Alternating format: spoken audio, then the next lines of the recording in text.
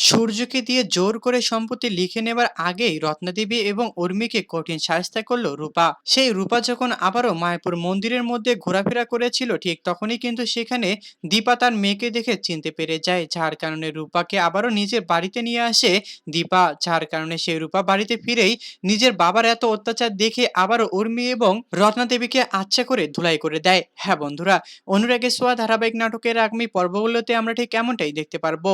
আর আপনারা যদি আমাদের চ্যানেলে নতুন হয়ে থাকেন তাহলে চ্যানেলটিকে অবশ্যই একটি সাবস্ক্রাইব করে দিবেন।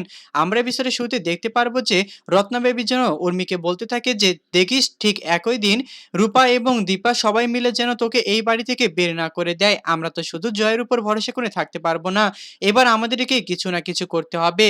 জয়ের নামে তো কোনো সয় সম্পত্তি নেই, তাহলে সূর্য সেনগুপ্ত নামে যেগুলো সম্পত্তি রয়েছে সেগুলো তোকে জোর করে হলেও লিখে নিতে হবে।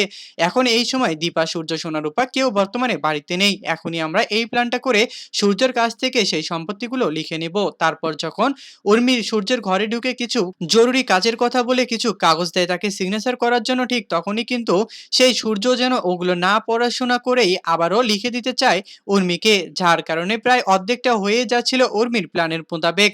তখনই যেন হঠাৎ করে কোথা থেকে উড়ে এসে জুড়ে বসে রূপা, আবারও নিজের বাবা মাকে বাঁচিয়ে নেয় রূপা, এবং কি তারপর যেন আবার উর্মি এবং রত্নাদেবীকে আচ্ছাতে করে ধুলাই করে দেয় সেই রূপা। হ্যাঁ বন্ধুরা, অনুরাগের ছোঁয়া ধারাবাহিক নাটকের আগামী পর্বগুলোতে আমরা ঠিক এমনটাই দেখতে পারবো। আর আজকের এই এপিসোডটি যদি আপনাদের কাছে ভালো লেগে থাকে তাহলে আমাদেরকে অবশ্যই একটি কমেন্ট করে জানাবেন। আর হ্যাঁ, আমাদের চ্যানেলটিকে সাবস্ক্রাইব করতে কিন্তু একদমই ভুলবেন না। ধন্যবাদ।